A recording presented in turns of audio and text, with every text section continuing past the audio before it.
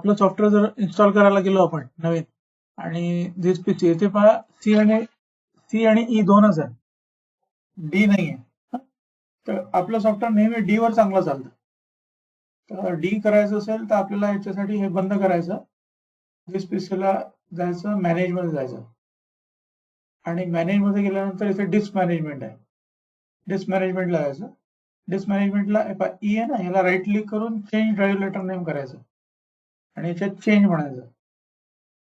आता इथे जाऊन डी सिलेक्ट करायचं, ओके, येस, झालं डी.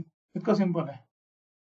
आणि समजा इथे ई एफ वेगवेगळं असेल हा, आणि डी दुसऱ्या कशाला सीडी ड्राईव्हला वगैरे असेल, तर पहिले सीडी ड्राईव्हला डीचा एफ करून टाकायचं.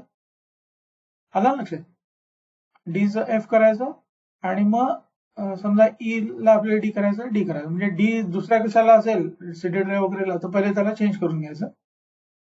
आता हे डी झालं, तर हे डी झालं तर आपल्याला शॉर्टकटला इथे डी करावं लागेल. प्रॉपर्टीज मध्ये जाऊन इथे डी कोलन करावं लागेल दोन्ही ठिकाणी. झालं, आता तुमचं सॉफ्टवेअर डी वर चालेल. आता हे पहा, इथे लोगो चालला गेला कारण आपला लोगो ई वर होता. इथे आपण चेंज लोगोला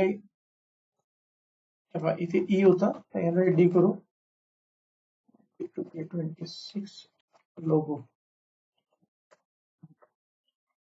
झालं. आता इथे जर तुम्ही धिस पीसी मध्ये पाहाल तर ते सी आणि डी दोन आहे. आलं लक्षात? आता याचा व्हिडिओ मी बनवून पाठवून देतो तुम्हाला.